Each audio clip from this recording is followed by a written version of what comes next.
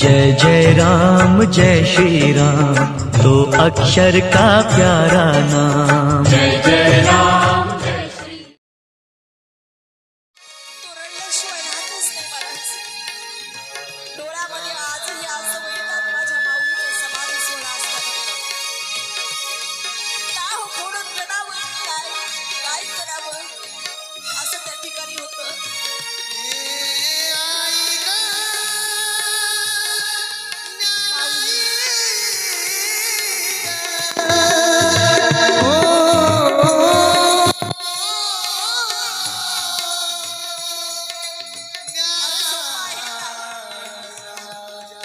वर्षाची माणसं घरामध्ये असली आणि ती जर गेली तर वाईट रडायला येतं.